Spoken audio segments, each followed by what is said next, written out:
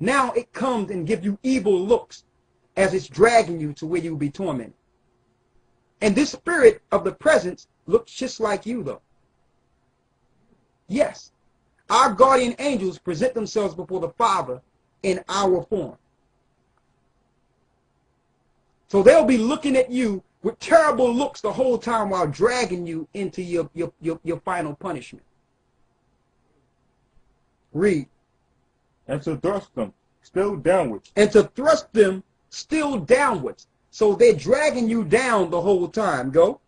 Now those angels that are sent over these souls drag them into the neighborhood of hell itself. They drag them into the neighborhood of hell itself. And do what? Who, when they are hard by it, continually hear the noise of it, and do not stand clear of the hot vapor itself. They hear the noise, and they start smelling and seeing the vapors coming out of it. Read.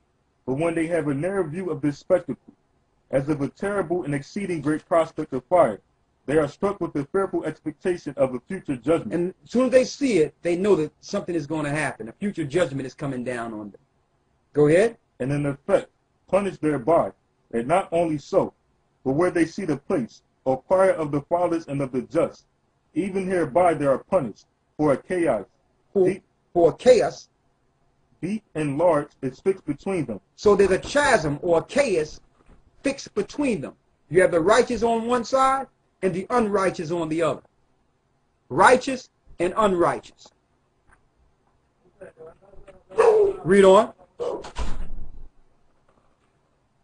Chaos deep and large, and fixed between them, insomuch that a just man that have compassion upon them cannot be omitted, nor can one that is unjust, if he were bold enough to attempt, pass over it. Go ahead. That means either side, the righteous can't help the unrighteous, and the unrighteous cannot get to where the righteous is, but they can see each other. That lets you know that even though the churches teach that in Luke 16 is talking about a parable, it's real. Christ is talking about an actual place and an actual scenario that happened in Luke the 16th chapter. It's backed up with the 70 scriptures that we read that the Lord said hide, and it's backed up through Josephus, who understood the scriptures because he read the scriptures. He was a man of law.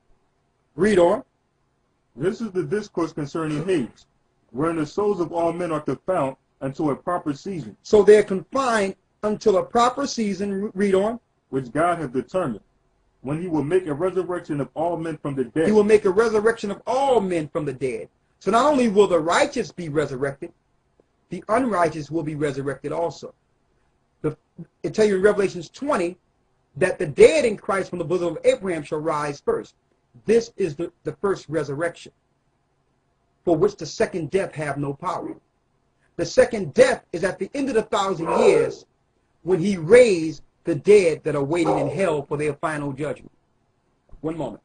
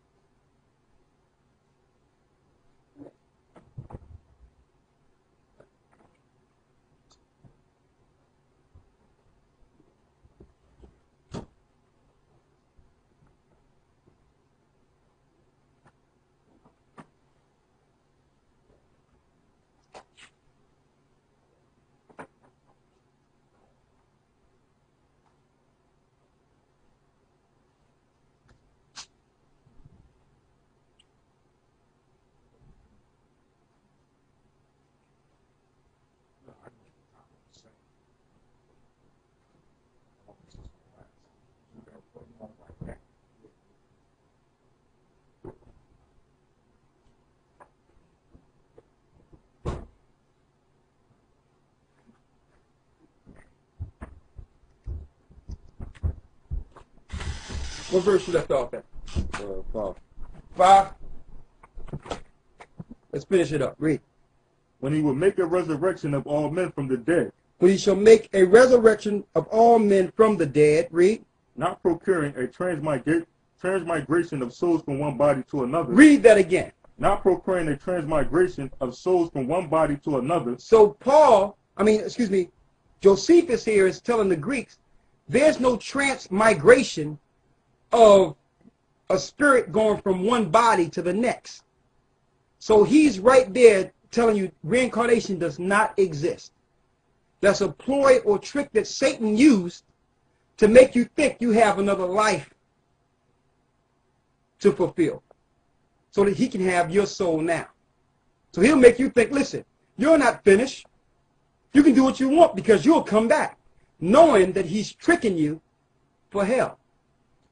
There's no transmigration from one soul to the next, okay, or one body to the next.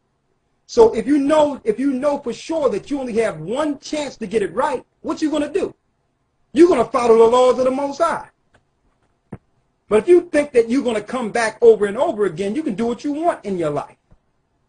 That's another lie they teach in Hindu, that you come back over and over until you get it right. That's madness. That's madness, okay? Read on. But raising again those very bodies. Raising again those very bodies. You got the first resurrection, which is written of in Revelations 20, and you got the second death, where the dead in Christ rise at the very end to be judged and thrown in the fire. Okay? Some will be resurrected to righteousness and to glory, and some shall be resurrected to eternal shame. But all the dead will be judged. Read. Which you Greeks, seem to be dissolved, do not believe. He says, which you Greeks, seeing to be dissolved, do not believe. Read. Their resurrection. Why they don't believe their resurrection? The Greeks disrespected by doing what? Burning their bodies. That's a ritual they do. They sacrifice their bodies to Satan at the very end by cremation. You're not supposed to cremate your body because one day the Most High is going to materialize that same body and put a spirit in it and make that same body glorified.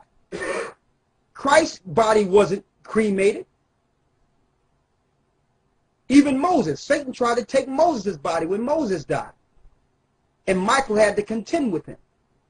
You're not supposed to burn your bodies. That's what the Greeks do. They put coins on the eyes and burn the body. Cremation is straight satanic. It's straight sacrificing your body to the gods. That's what the Greeks and Romans did. Okay? Read on.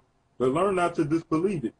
For while you believe that the soul is created, and yet is made immortal by God, according to the doctrine of Plato. So even Plato knew that the spirit was immortal. Read. And this in time, not to be incredulous, but believe that God is able, when he had raised to life that body which was made as a compound of the same elements. So he can take that same body made of the same elements and do what?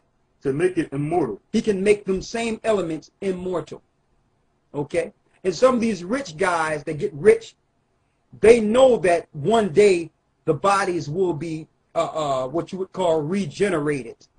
So now the rich people, what they do, they store their bodies in some place for present preservation. They preserve their body for a what you would call a future resurrection. No, it's okay. For a future resurrection.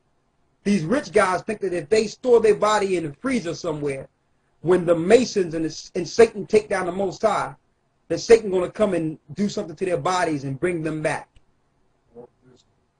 Huh? Walt Disney. He done froze himself. And you know he's getting whipped down there right now. All the madness and witchcraft and sorcery he was dealing with. Read on. For it must never be said of God that he is able to do some things and unable to do others. The Most High can do anything he wants. Okay? So Josephus was giving it to the Greeks. He was like, listen, even Plato, your philosopher, tell you that your spirit is immortal.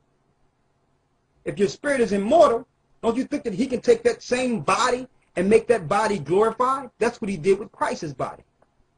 Okay? 2 scriptures and we out. Because when you get a chance, you can read the rest yourself.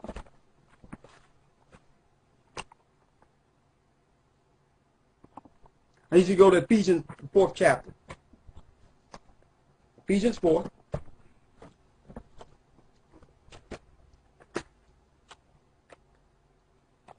I need you to get the one in Peter's you had originally.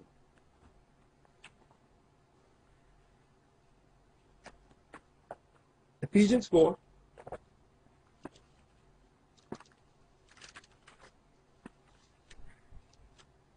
So when it says the dead in Christ